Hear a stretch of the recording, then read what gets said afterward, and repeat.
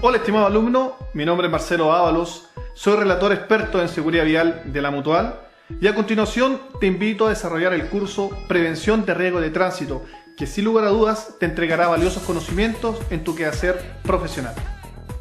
Este curso se va a desarrollar en base a diferentes módulos. El objetivo es de hacer de ti un mejor conductor, no solamente en tu actividad profesional o laboral, sino que en tu vida diaria, porque día a día interactuamos con el sistema o el factor de seguridad vial, compuesto, como tú sabes, por los vehículos, las personas y el entorno. Para esto vamos a ingresar al primer módulo, que se denomina Manejo Defensivo. El objetivo de este curso de manejo defensivo es que tú comprendas cuál es tu interacción con el sistema de seguridad vial. Sin lugar a dudas que durante tu desarrollo como conductor o como peatón has asistido a numerosos cursos. Y en cada uno de los cursos tú has preguntado o te han enseñado lo que es ser un conductor defensivo. Sin lugar a dudas que los conceptos que te enseñan algunas veces tú no los llevas a la práctica. Y esto porque cuesta mucho comprender qué es lo que se espera de ti en una vía pública o en un entorno compuesto de todos los factores que interactúan en el sistema de seguridad vial. Lo más importante, y te planteo esta pregunta: ¿aplicas el concepto de seguridad o manejo defensivo? ¿Eres un conductor defensivo? ¿Entiendes el concepto? Para esto, lo primero que vamos a analizar es que el conductor defensivo no es aquel persona que es timorato, sobreprecavido o que anda buscando situaciones de peligro. Por el contrario, es aquel que toma situaciones razonables que suceden en el entorno de la vía pública o en el que le corresponde actuar en su desarrollo profesional y puede tomar un razonamiento lógico que le permita sobrellevar un peligro por su desplazamiento en la vía pública. Y más aún, es el que va más allá de las leyes. Él es el que se preocupa un poco más. No basta solo con cumplir lo que la normativa te indica, ya sea la ley de tránsito o aquellas normas específicas que están relacionadas con tu entorno profesional, sino que toma un resguardo más. Esa es la diferencia entre un conductor normal y un conductor que desarrolla el concepto de manejo defensivo. Vamos al concepto para que lo entiendas de mejor forma. Conducción a la defensiva es aquel conductor que considera los peligros presentes y futuros, asume los posibles errores de los demás y considera la conducción propia. Cada uno de estas frases que componen el concepto la vamos a ir analizando. El objetivo es que tú puedas, a través de este análisis metodológico, comprender por qué la conducción a la defensiva o el manejo defensivo hacen de ti un mejor conductor, un mejor profesional y, por sobre todo, una mejor persona.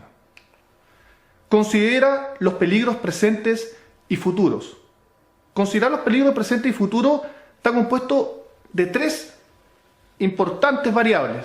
Primero, reconocer el peligro. Cuando tú reconoces el peligro, estás asumiendo lo que puede venir más adelante. No basta con decir todo saldrá bien, sino que tú tienes que adoptar ciertas medidas de seguridad. Por ejemplo, vas en la ruta o en la carretera y te encuentras que de repente empieza a oscurecerse o hay una fuerte niebla que está delante tuyo. Un conductor defensivo es aquel que va a evaluar el riesgo, su propio riesgo, va a asumir las consideraciones de los demás conductores o actuantes de la vía pública y va a adoptar una conducta defensiva. Tú no puedes, cuando ingresas a un sector de niebla, llevar, por ejemplo, la misma velocidad a la cual te estabas desplazando. Porque sin lugar a dudas, esa velocidad no te va a permitir reaccionar a tiempo. Debes considerar variables, por ejemplo, como las luces que tú llevas al momento de ingresar a esa zona de niebla. Si es de día, la ley te obliga en carretera a llevar las luces delanteras prendidas. Si ingresas a una zona de niebla, debes accionar las luces de niebla que pueda poseer tu vehículo. De inmediato reducir la velocidad. Nunca accionar las luces delanteras. Y esto tiene una explicación lógica. La niebla está compuesta por unas partículas de agua que al aplicar las luces delanteras produce un deslumbramiento no hacia el otro conductor, sino hacia el propio conductor. Las luces bajas, en cambio, enfocan hacia el suelo y eso permite que tú puedas ir visualizando de mejor forma lo que está sucediendo hacia adelante. El conductor defensivo, entonces, al ingresar a esta zona de niebla, lo primero que hizo fue reducir la velocidad. ¿Cuánto? La cantidad que sea suficiente para detener tu vehículo al encontrarse, ya sea con un vehículo que circula delante tuyo a menor velocidad, que está detenido o que está efectuando alguna otra maniobra. No basta decir que yo llevaba una velocidad reglamentaria y que eso me exculpa, ¿no es cierto?, ante una ocurrencia de un accidente de tránsito. No. El conductor defensivo aplica la ley, pero va más allá de la ley. Busca evitar el accidente. Y para evitar el accidente, sin lugar a dudas, que debes asumir ciertos conceptos que estamos analizando. El primero fue, y te recuerdo, reconocer el peligro. Hablamos de un ejemplo. El ejemplo fue cuando tú en una carretera ingresas a una zona de niebla. El segundo concepto de considerar los peligros presentes y futuros es entender cuál es la acción defensiva que tú debes hacer. Esto es muy importante. La acción defensiva está dada por la experiencia, por tus conocimientos, por tu experticia y por lo que se te enseña en estos módulos que desarrolla la Mutual de Seguridad. Analicemos un ejemplo. Tú ingresas a una zona de curvas a una velocidad reglamentaria. La zona está señalizada con 70 km por hora. Pero es una señal de esas que se denominan velocidad sugerida. Característica de la señal: fondo amarillo, letras negras. Y tú dices, no, la velocidad sugerida es solamente sugerida. No es necesario que yo como conductor tenga que respetarla. Yo vengo a 100 km por hora, que es la velocidad reglamentaria en carretera. Y no obedezco o no acato esa medida preventiva establecida por la autoridad que dice 70 km por hora. Ingresé a esa zona de curva. ¿Ingresé a cuánto? A 100 km por hora. Lo lógico es que cuando tú vas ingresando a la zona de curvas, sientas que el vehículo empieza a derraparse hacia la derecha. Un conductor defensivo entiende que en una curva actúan dos fuerzas muy importantes. Una fuerza que denominaremos centrífuga, que es la fuerza que tiende a sacarte de la zona de curvas. Y hay una fuerza que tiende a acercarte más hacia adentro, que se denomina centrípeta. Cuando tú ingresas a esa zona de curvas, vas a comprender que el vehículo, si ingresas a 100 o más kilómetros por hora, el vehículo empieza a irse. Un conductor no experimentado, la primera acción que va a desarrollar va a ser entrar en un estado de pánico. Al entrar en un estado de pánico, lo primero que va a hacer es aplicar el freno en seco. Es decir, lleva el pedal al fondo del freno. ¿Qué genera esto? Que el vehículo siga en la misma dirección de marcha que llevaba. Esta variable va a producir que el vehículo, en vez de seguir el diseño de la curva, va a seguir recto.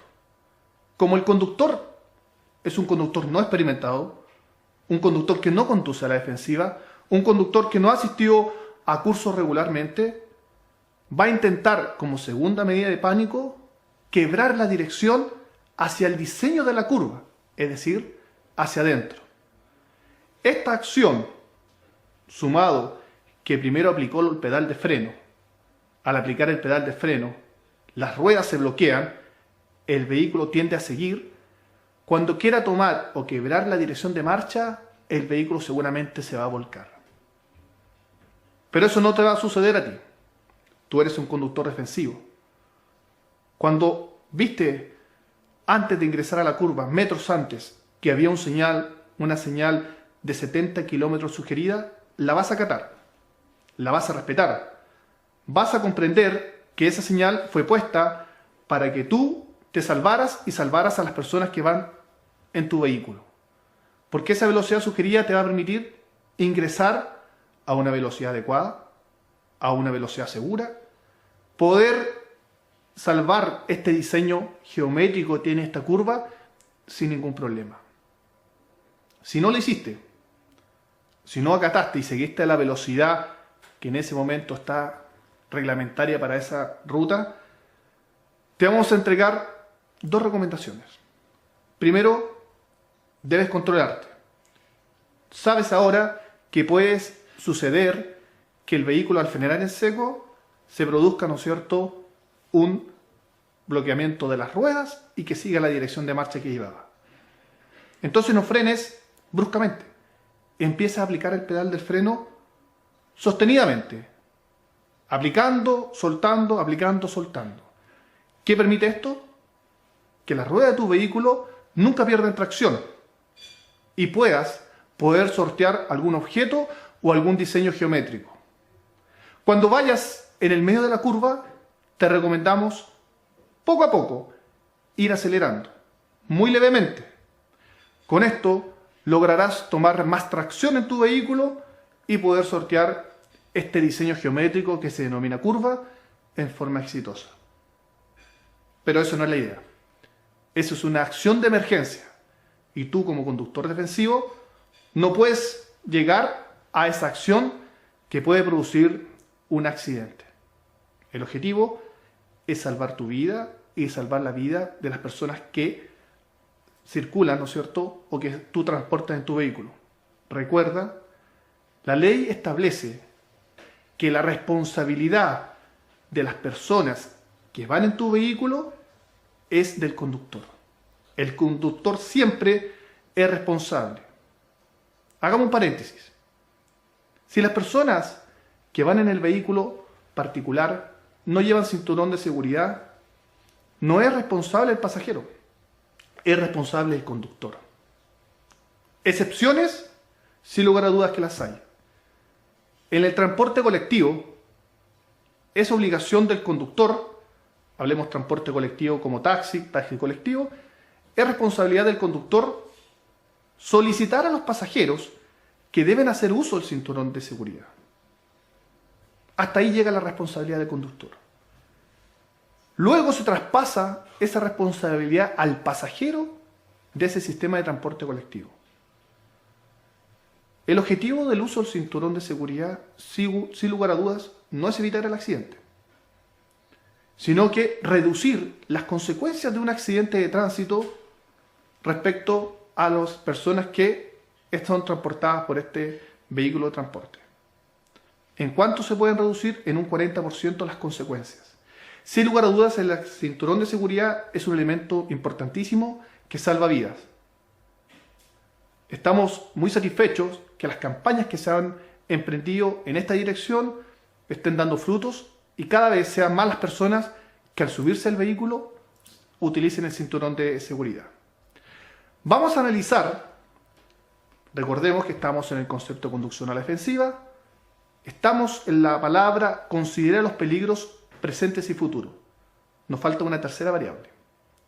Y la variable es actuar a tiempo. No esperar a ver lo que va a suceder. Tú eres el responsable.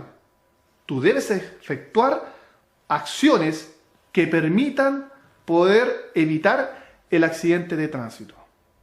Y ya lo vimos con algunos ejemplos y es necesario para eso prepararte, conocer la ley de tránsito, asistir a cursos regularmente y por sobre todo poder comprender que tu acción repercute en el resto de los actores del sistema de seguridad vial.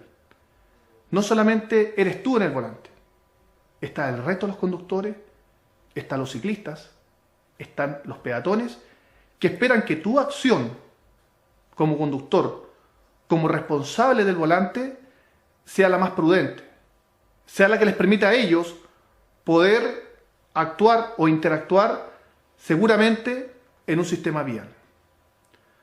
Vamos a analizar la segunda frase que se refiere a considera los peligros presentes y futuros. Vamos a ver algún ejemplo.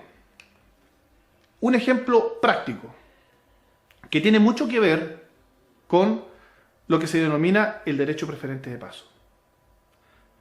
Y esto es porque no comprendemos en este concepto de conducción a la defensiva un aspecto importante que es el derecho preferente de paso.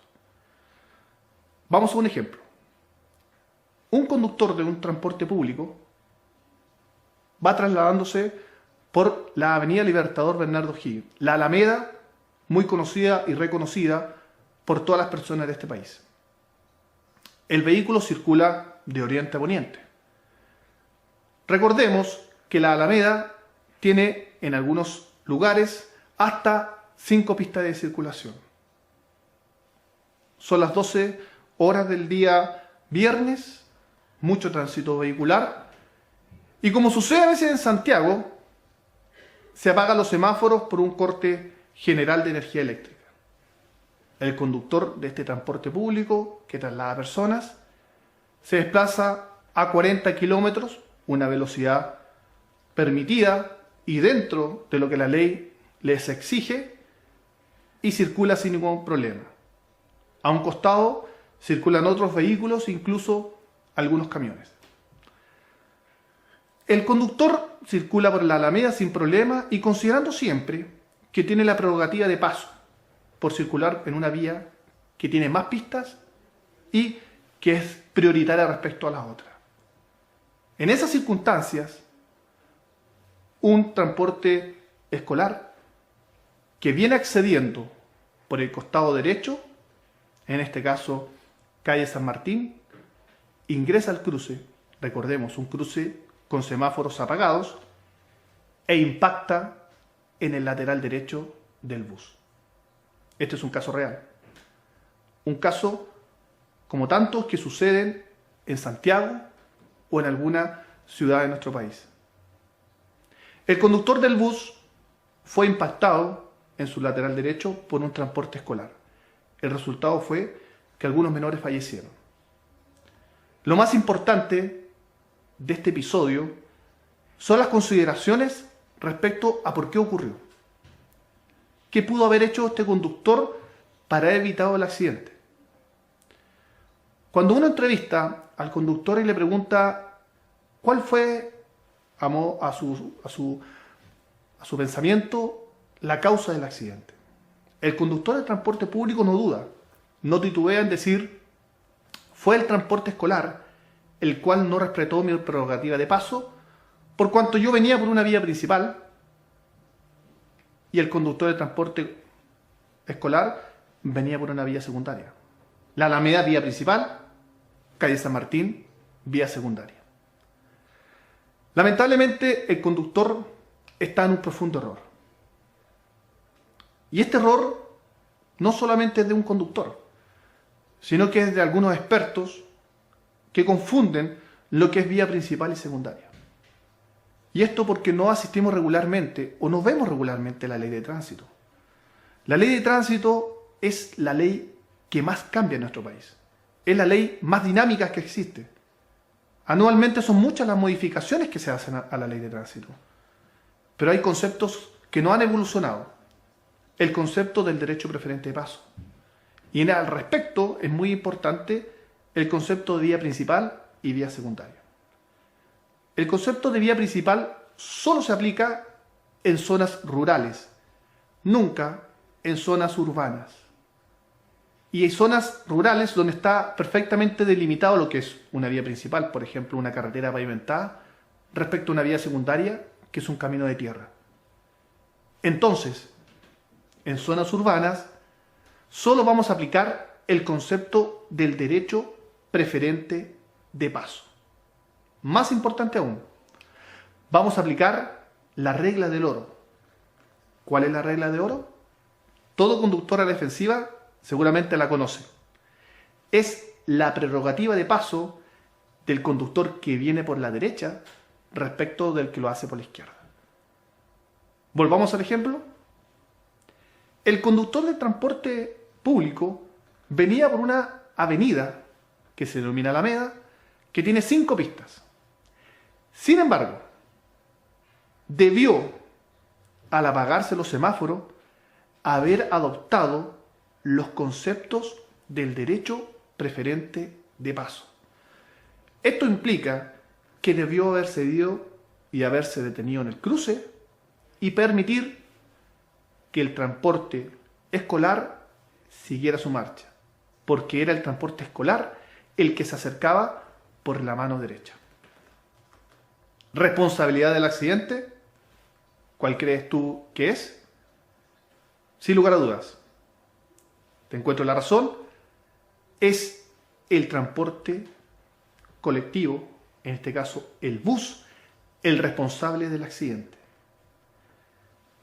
No creas tú que existen situaciones que puedan amparar a la acción que hizo el transporte público, el bus. El bus en todo momento debe haber asumido una conducta de conducción a la defensiva. ¿Cuál es? Haber reducido la marcha, haberse detenido incluso al llegar al cruce y haber verificado que no se aproximaran vehículos por la derecha. Todos los días, en las grandes urbes de nuestro país, suceden este tipo de accidentes, con gravísimas consecuencias. Comprendamos que debemos permanentemente consultar las leyes, permanentemente ir y buscar cuáles son las normas que a mí como conductor me pueden afectar.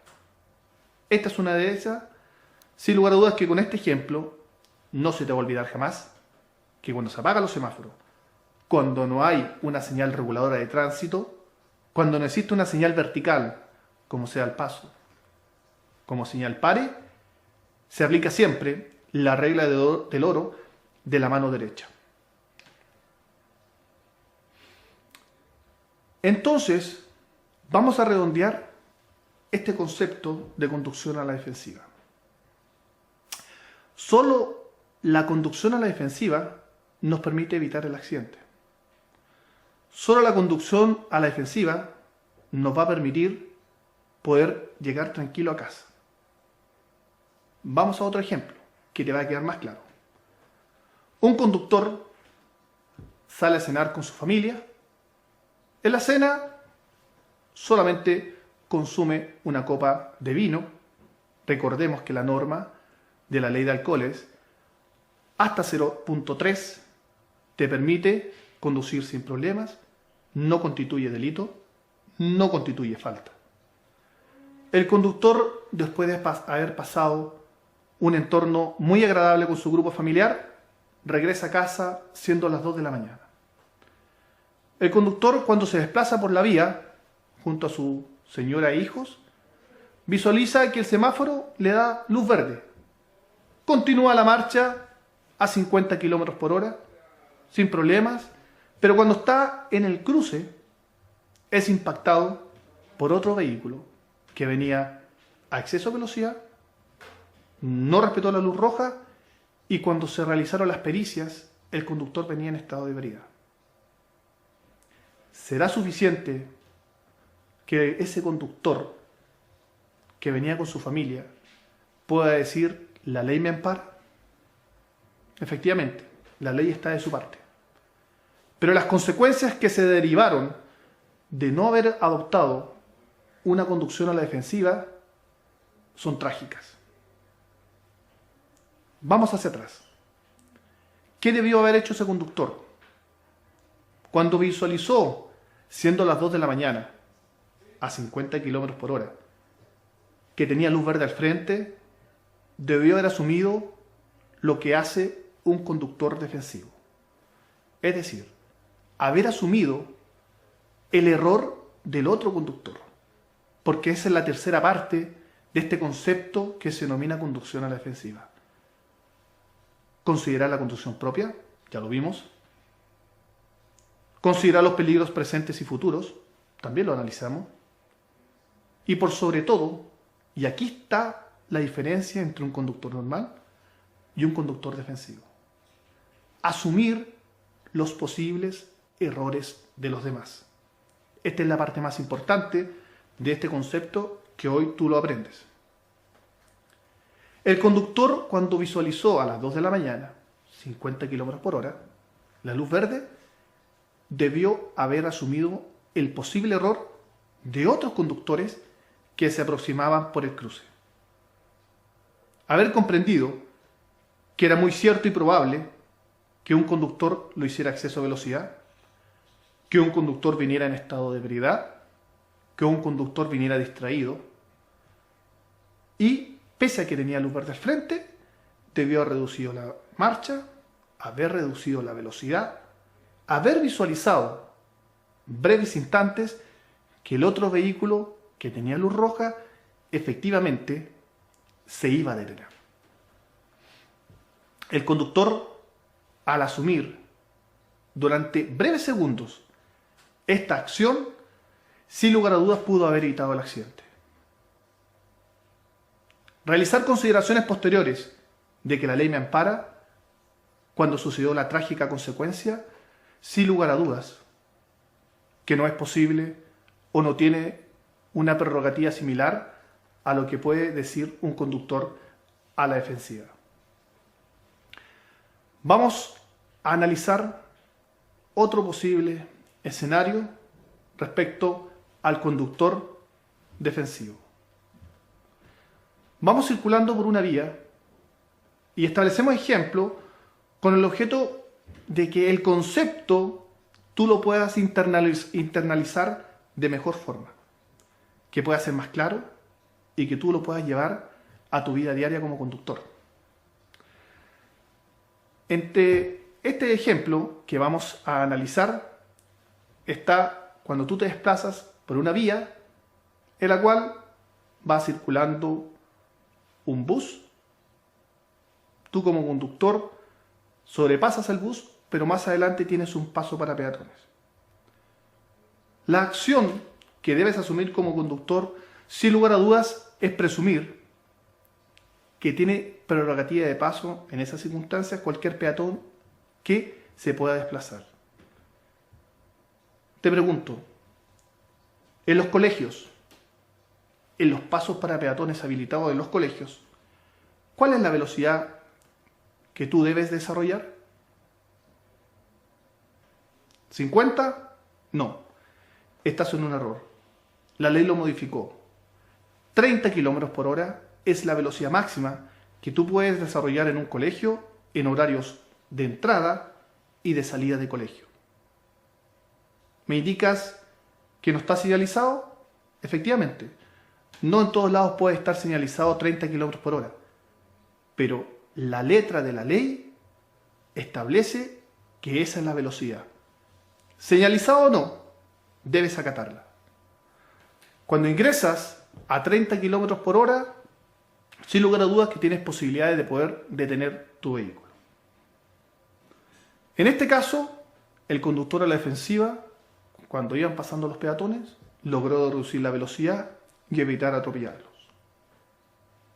Pero vamos al otro entorno. ¿Qué pudo haber hecho el bus que estaba estacionado? Tú, conductor del bus, ¿qué pudiste haber hecho para haber evitado un posible accidente, un posible atropello? Sin lugar a dudas que advertir, ¿no es cierto?, al otro conductor que viene por el lado, que vienen cruzando peatones. ¿Cómo? De muchas formas. Y tú lo sabes. La primera, cuando te detienes a tomar o dejar pasajeros, debes accionar los intermitentes del bus. Los intermitentes significan algo pasa, atento. Algo puede suceder o algo está pasando. Esa instrucción la recibe el otro conductor. Y sin lugar a dudas va a asumir una conducción de precaución. Aparte de eso, quizás sacar la mano por la ventana es una de las medidas más comunes y más factibles y prácticas de desarrollar. Eso va a permitir que el otro conductor que viene distraído tome mayores niveles de atención. Nos falta un tercer actuante. Y seguramente tú te preguntarás quién es. Ese es el peatón. ¿Y por qué el peatón? Porque el peatón comprendemos que está dentro del sistema de seguridad vial y no es un autómata. Y aquí es muy importante tú como papá que puedas educar a tus hijos en lo que es el concepto de seguridad vial. ¿Qué debió haber hecho el peatón, el escolar? Haber esperado que el bus se desplazara para poder cruzar con seguridad. Peatón, no basta solo tener un paso para peatones para tú cruzar en forma segura. Tienes que hacerte visible al conductor. Debes hacerte visible. La ley te lo exige. El peatón no es un autómata que ve un paso para peatones y cruza. El peatón tiene que verificar que el vehículo se va a detener y le va a ceder su derecho preferente de paso que le implica, ¿no es cierto?, el paso para peatones. Esa es la importancia. Enseñemos a nuestros hijos a cruzar debidamente, a hacerse visible, esperar que los vehículos se detengan y recién iniciar el cruce. Estamos cerrando este capítulo que se denomina manejo defensivo para ingresar a otros capítulos en lo que se denomina prevención de riesgo de tránsito. Sin lugar a dudas que el objetivo es hacer de ti un conductor más seguro, más responsable y que siempre, después de cualquier acción, pueda llegar seguro a casa. Muchas gracias. Hola, estimado alumno. A continuación, te invito a desarrollar nuestro módulo que se denomina Conducción en condiciones meteorológicas adversas. Busca entregar ciertos tips de seguridad, sumar al concepto que tú ya aprendiste en el capítulo 1, que se denominaba conducción a la defensiva, con el objeto de que puedas tomar más y mejores precauciones al momento de conducir. Pero vamos a hacer un breve reseña respecto a lo que era el conductor a la defensiva, o qué significaba el manejo de defensiva. Recordemos que estaba compuesto por tres fases muy importantes. La primera era aquel que se preocupa de la conducción propia, del que asume los posibles peligros que se le van a presentar y principalmente es aquel que asume o considera los posibles errores de los demás conductores. Ya lo aprendimos. Estaba en el capítulo 1 y te invito a recordarlo o a volver a repasarlo si que tienes alguna duda respecto a lo que es el manejo defensivo. Sumado al manejo defensivo están las consideraciones que tú debes saber respecto a la conducción con condiciones meteorológicas adversas. La primera que vamos a analizar es la conducción en lluvia.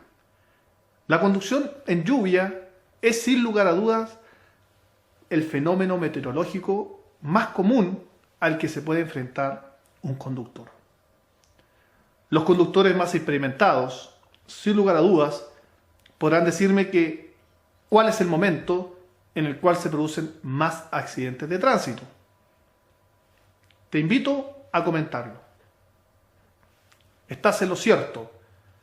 Suceden los mayores accidentes de tránsito en los primeros instantes que se produce la garuga antes de la lluvia. ¿Y por qué? Porque la calzada, que está llena de partículas de aceite por la circulación normal de los vehículos, se le suma ciertas partículas de agua y forman un entorno barroso. Este entorno barroso tiene relación directa con un fenómeno que se denomina adherencia. Y la adherencia es la capacidad que tiene un vehículo para poder generar fricción con la calzada y poder realizar la detención oportuna. Ya lo sabes. El momento en el que se producen mayores accidentes por causa de la lluvia son los primeros instantes, los primeros minutos en el cual comienza a llover o a garugar, las primeras gotas. Debes asumir entonces una conducción a la defensiva. Vimos adelantarse, ¿no es cierto?, a aquellos eventos que nos puedan generar un accidente. Y entre eso está el fenómeno de la lluvia.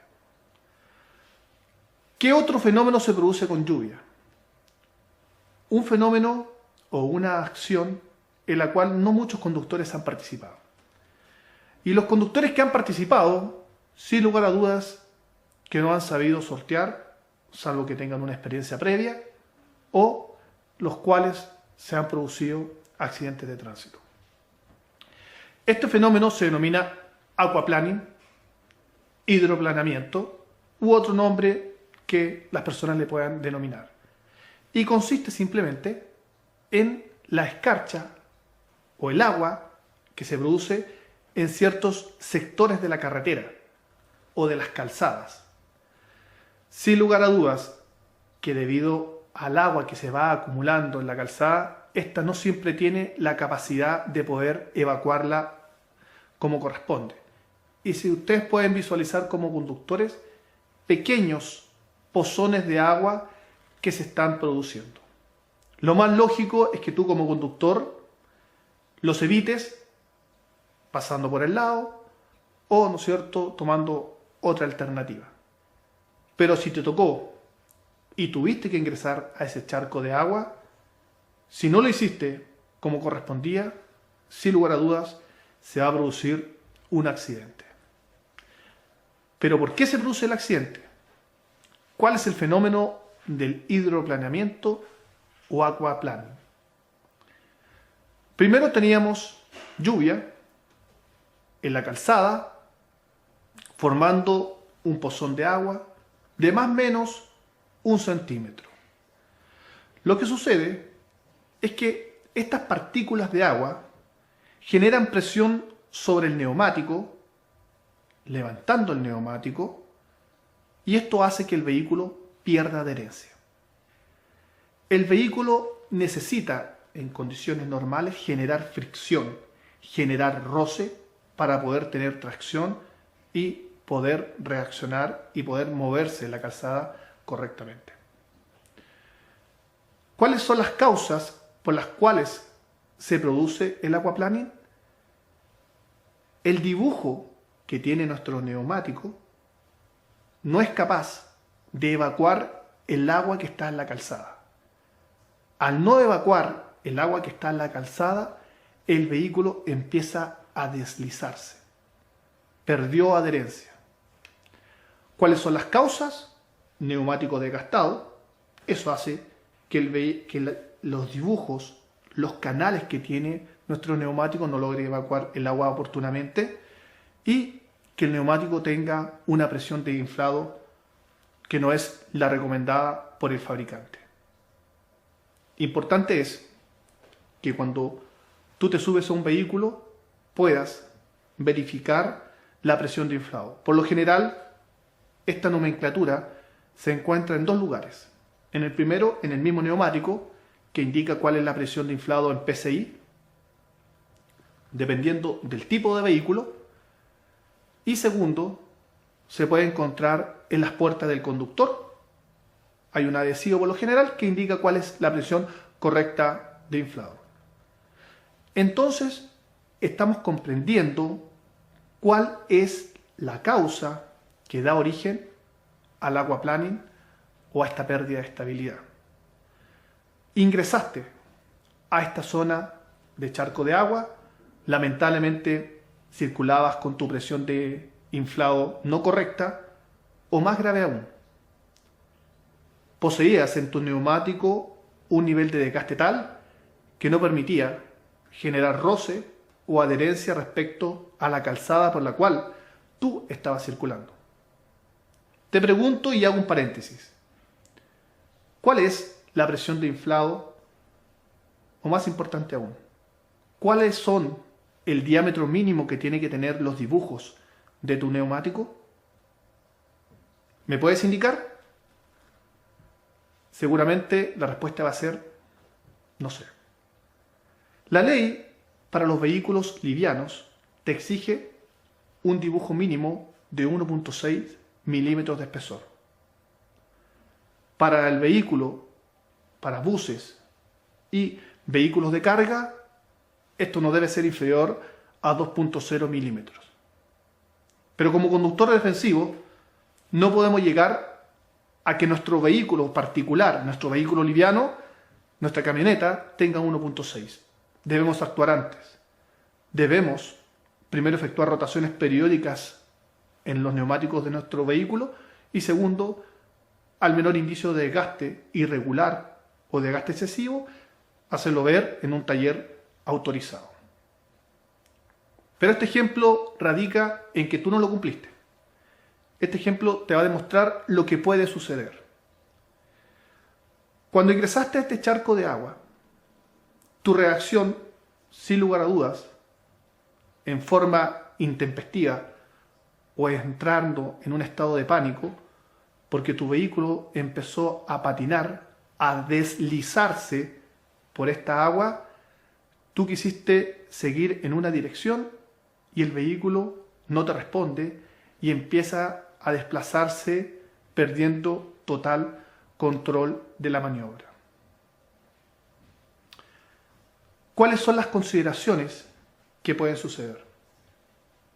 Como ya te indicara, entraste en un estado de pánico, el vehículo empezó a desplazarse y tú aplicaste el pedal del freno en seco, a fondo. Esta es la acción más común de todas aquellas personas, todos aquellos conductores que no tienen experiencia, de todos aquellos conductores que no han asistido a cursos regulares o no han leído cuáles son las acciones correctas que debe realizar un conductor a la defensiva. Porque si lo hubieses hecho, comprenderías que nunca debes aplicar el pedal de freno en esta condición de pérdida de adherencia del neumático con la calzada. Lo que debes realizar es ingresar a la zona a una velocidad muy reducida, tomar firmemente el volante y, como indican muchos manuales, doblar la dirección no bruscamente, sino muy suavemente hacia donde se dirige la cola de su vehículo. Eso indican los manuales. Gire el volante hacia donde se dirige la cola del vehículo. ¿Fácil? No.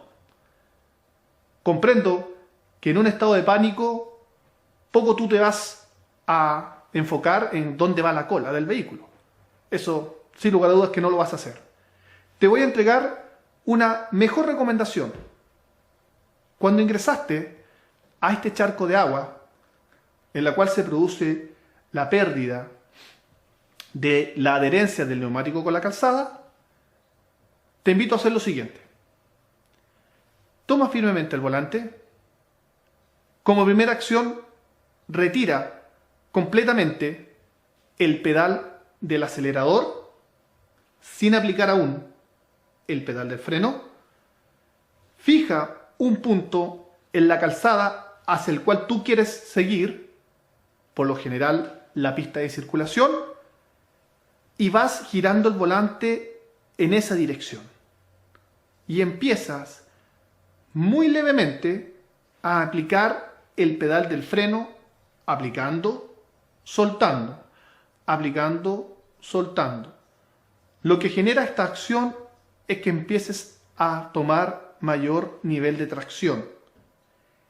Y al conducir hacia el punto frontal al cual tú te enfocaste, vas a ir cumpliendo lo que indican los manuales. Sin quererlo, vas a girar el volante hacia donde se dirige la cola de tu vehículo. Esto te va a permitir, sin lugar a dudas, poder sortear con mejor facilidad un obstáculo como significa un charco de agua en la calzada. ¿Cómo podemos mejorar la adherencia de nuestro vehículo? Sin lugar a dudas, tomando ciertos resguardos.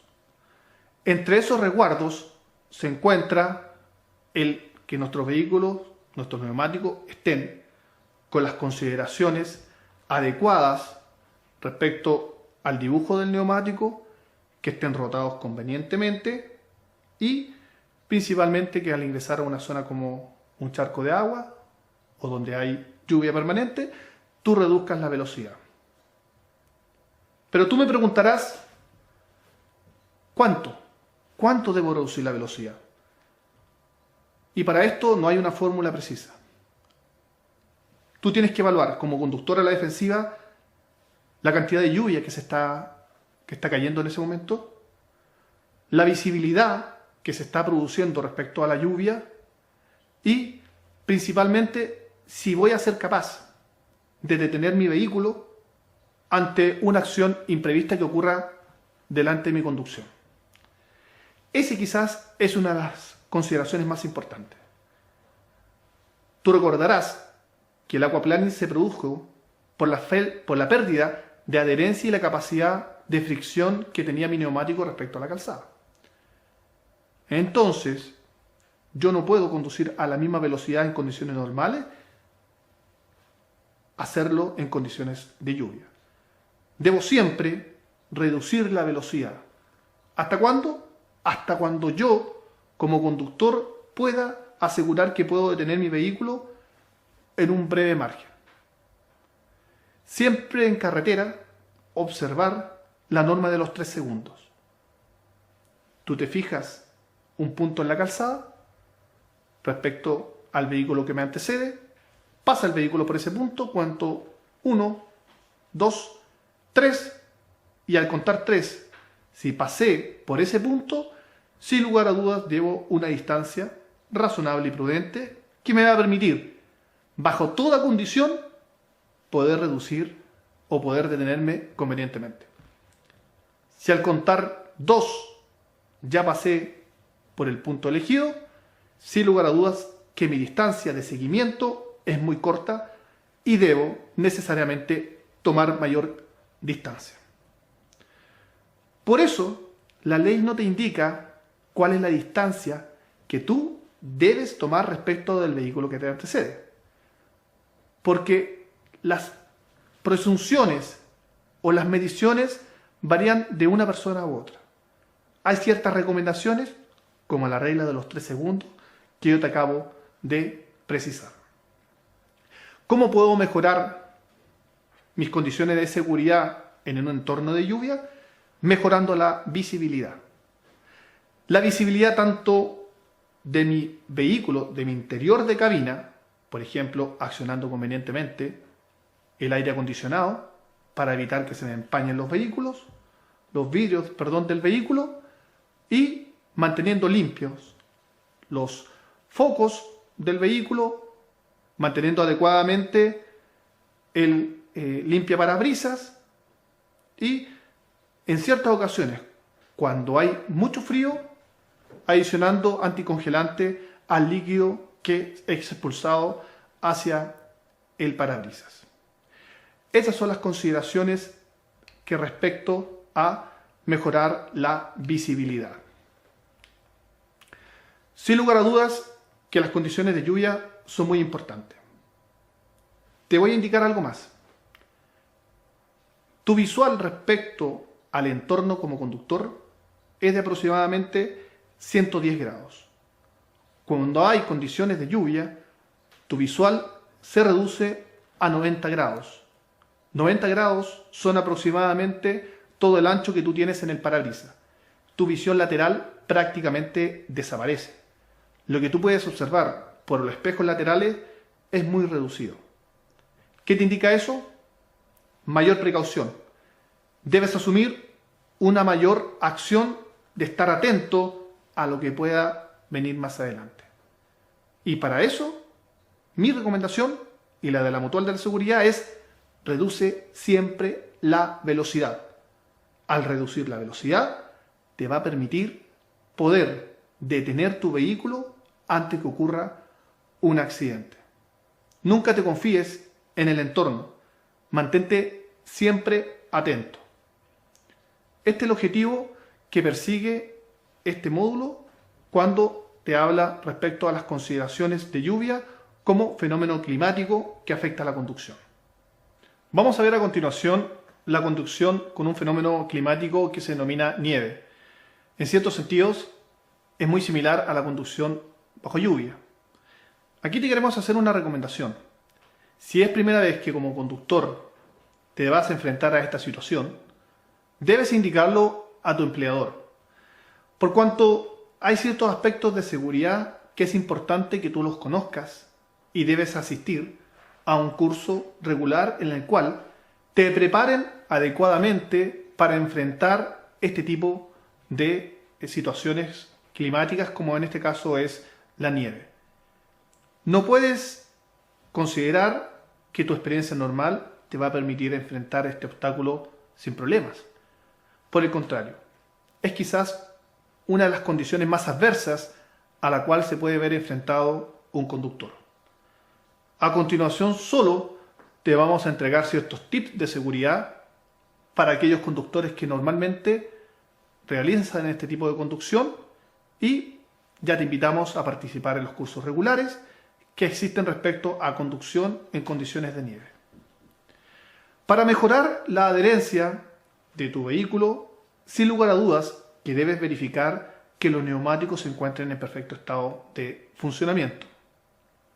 Sin lugar a dudas que es importante, además, que tú te puedas desplazar a una velocidad reducida. ¿Cuánto?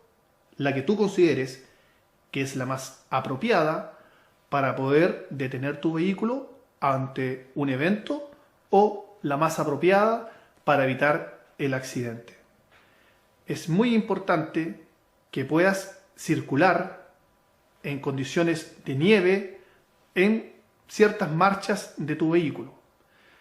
Estas marchas, entre las más importantes, está cuando tú estás tomando una curva o estás en una rampa. Debe tratar de circular con la marcha más alta posible.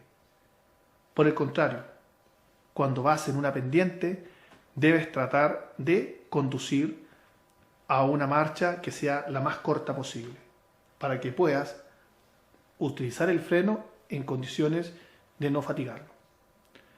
Es importante que tú puedas rodar en condiciones de seguridad.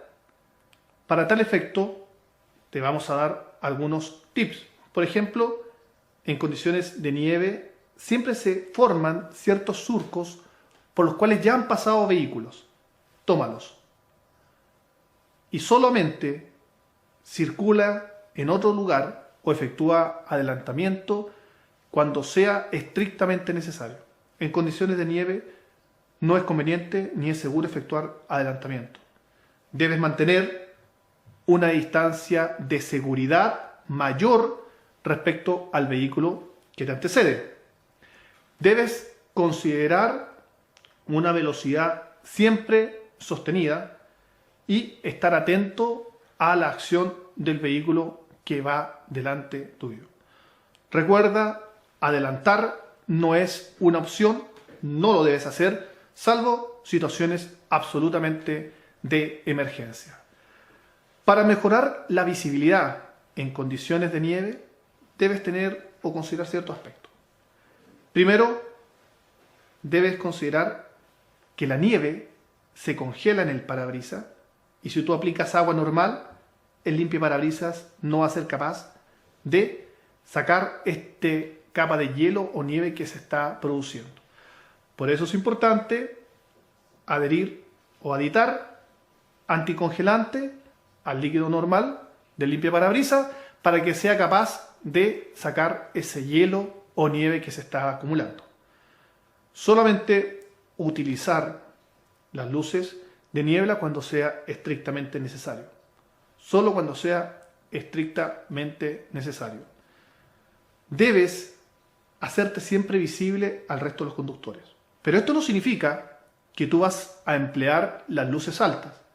Siempre te hemos recomendado, y ya lo vimos en lluvia, debes aplicar las luces bajas, porque estas son las que apuntan al suelo. Recuerda, las luces altas lo que producen es que al proyectar sobre ese copo de nieve, esa luz se devuelve al conductor y le va a producir un encandilamiento y puede afectar las condiciones de poder reaccionar ante una situación inesperada. Vamos a ver la conducción en condiciones de hielo. Quizás es la más común a la cual se ven enfrentados los conductores en aquellos lugares que tienen cierta altura geográfica. Sin lugar a dudas que después de una lluvia o después de un día nublado, se pueden producir en ciertos lugares de la alta cordillera condiciones de hielo. Tú debes estar preparado, debes saber reconocerla y debes aplicar ciertas medidas de seguridad. Cuando se produce hielo en la calzada y el vehículo pasa sobre esta, pierde la capacidad de adherencia que tiene el neumático respecto a la superficie calzada y con esto se elimina un poco la tracción que tú puedas desarrollar. ¿Qué te recomendamos? Que estés atento, que si cuando vas subiendo encuentras agua en ciertos lugares de la calzada, es porque seguramente más arriba vas a encontrar condiciones de hielo. Recomendaciones: reduce siempre la velocidad. Aumenta la distancia de seguimiento del vehículo de adelante. Recuerda, con hielo, la distancia de frenado disminuye ostensiblemente. Es decir, tienes que aumentar la distancia de seguimiento para poder detenerte oportunamente ante una situación de emergencia. Como ya redujiste la velocidad, no va a ser inoportuno el frenar para poder evitar el accidente. Frenar en seco o con el pedal a fondo, nunca, porque como tú ya viste en el curso de manejo de defensiva, esto va a significar que pierdas tracción. Siempre frenar y soltar el freno muy suavemente y repetidamente. Bombear y soltar el freno. Con esto nunca vas a perder tracción y vas a poder gestionar una conducción más eficiente. Finalmente, te queremos indicar que todas las medidas de seguridad que tú puedas adoptar son necesarias. Si ves que más adelante en la ruta hay un fenómeno climático de nieve o hay posibles indicios de hielo en la calzada, tú debes detenerte en un lugar seguro, siempre en un lugar seguro. Si vas a detenerte en condiciones de noche, deberás hacer uso de un chaleco reflectante para bajarte a la calzada. Recuerda que no hay iluminación artificial que pueda permitirte que seas más visible para los vehículos que vienen atrás o adelante, y proceder a instalar las cadenas. Si tu vehículo o tú no fuiste oportunamente previsor y llevabas cadena, debes detener la marcha y no continuar. Esto implica que al continuar la marcha puedes enfrentar una situación de deslizamiento que te va a poner en peligro a ti y va a poner en peligro al resto de los conductores. Si no llevas las cadenas, el equipamiento de seguridad adecuado, no puedes continuar la marcha. Debes detenerte y solicitar asistencia. Si la llevabas las cadenas, detén tu vehículo en un lugar siempre seguro, fuera de la ruta, oportunamente, porque no sirve estar en el medio de la nieve para poder darse cuenta que debes usarla. Siempre el uso de cadena es mientras dure esta condición adversa climática, nieve o hielo. Una vez que en la ruta ya traspasaste este umbral, deberás detenerte y proceder a retirar las cadenas, porque esto puede dañar el sistema de amortiguación y los neumáticos de tu vehículo. Son estas las consideraciones de seguridad que queremos hacerte presente para condiciones de nieve y hielo. A continuación, vamos a ver la conducción en niebla. Quizás este fenómeno meteorológico es aquel que produce mayor cantidad de accidentes en las carreteras de nuestro país. Y esto sucede porque a este fenómeno de niebla no somos capaces como conductor de poder adoptar una conducción a la defensiva. Hay ciertas condiciones de niebla que incluso pueden llegar a eliminar la visibilidad que tiene el conductor. Y a esta condición de eliminación o reducción de visibilidad debemos agregar la pérdida de adherencia. Recordemos, la niebla está compuesta de partículas de agua en suspensión que al caer al suelo originan que se forme una superficie barrosa, una superficie deslizante en la cual nuestros sistemas de freno empiezan a fallar por pérdida de adherencia y aumenta la distancia de frenado que podemos tener respecto al vehículo que nos antecede. Recomendaciones. ¿Qué debemos hacer cuando enfrentamos el fenómeno meteorológico? Se denomina niebla. Es muy probable que vayamos por la carretera en horario de mañana y las condiciones meteorológicas sean perfectas. Pero 1 kilómetro más adelante ingresamos a un fenómeno climático encajonado que se denomina niebla, en la cual nosotros nos vemos dentro de la niebla y se nos produce un efecto similar al que tenemos en el túnel. Empezamos a sentirnos un poco comprimidos y queremos rápidamente salir de esta situación que nos incomoda por falta de visibilidad y por falta de adherencia. Eso lo puede realizar un conductor que no realiza una conducción a la defensiva. Tú, que ya has asistido al primer módulo que se denominaba manejo defensivo, ya posees los tips de seguridad que te van a permitir enfrentar este fenómeno climático de excelente forma y de la forma más segura para ti y para el entorno que te rodea. El entorno que te rodea son los demás vehículos que están circulando en ese momento en la vía pública. ¿Qué vamos a realizar? Cuando verifiquemos que más adelante está la condición de niebla, nuestra primera acción va a ser reducir la velocidad. ¿Cuánto? La necesaria para poder anticiparnos a cualquier peligro que se pueda enfrentar en la carretera. ¿Cuáles son los peligros dentro de una condición de niebla? Que nos encontremos que un vehículo está detenido por desperfectos mecánicos o que nos encontremos que un vehículo circula a menor velocidad. Debemos desarrollar la velocidad que nos permita poder anticiparnos a estos peligros y poder accionar oportunamente. Si la condición de niebla es tan espesa que elimina la visual, tú no puedes seguir. Debes detener tu vehículo dentro de las posibilidades, en la zona de berma, accionar siempre los intermitentes y descender del vehículo a una zona segura.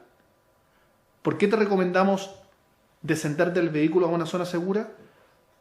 Porque a lo mejor detrás tuyo circula un vehículo que no ha asistido a ningún curso de conducción a la defensiva a su conductor, o es un conductor que no respeta el entorno de los demás actuantes en el sistema vial.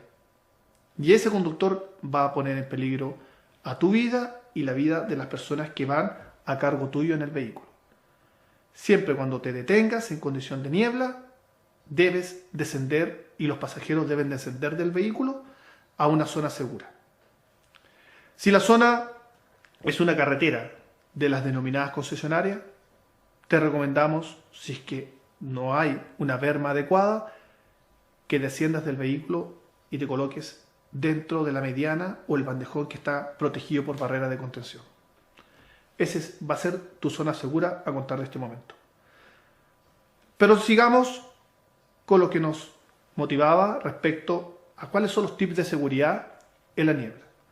Ya hablamos de reducir la velocidad. Encender la luz baja. Siempre encender la luz baja. Recordemos, y como ya lo vimos en la conducción en condiciones de lluvia y nieve y hielo, que las luces altas provocan que se reflecten y te produzcan a ti un deslumbramiento. Por eso siempre debes conducir con luz baja. La ley no te prohíbe conducir con luz alta, pero las consideraciones de seguridad no lo hacen aconsejable o recomendable para que tú lo realices. Solo debes conducir con los focos de niebla delanteros cuando se trate de una situación de niebla espesa. Los focos traseros solamente en determinadas situaciones muy calificadas, porque recuerda, los focos de niebla traseros de tu vehículo pueden producir encandilamiento en el conductor que viene detrás tuyo y eso puede desencadenar un accidente sucesivo. Recuerda todos los accidentes que se han sucedido en la carretera, que son muy emblemáticos, en los cuales, por consideraciones de niebla, se han visto involucrados 10 o más vehículos. El factor que unió a todas esas colisiones fue la velocidad. Si todos los conductores hubiesen ingresado a esa zona a una velocidad reducida, de acuerdo a las condiciones climáticas que en ese momento se presentaban, como era la niebla, esos accidentes no se producen. Se hubiesen evitado. Por eso es tan importante la medida de seguridad que tú debes adoptar. Siempre estar atento a una conducción. Vamos a entrar a otro fenómeno climático, que es la conducción en condiciones de viento. Se da en ciertos lugares de nuestro país que están muy focalizados.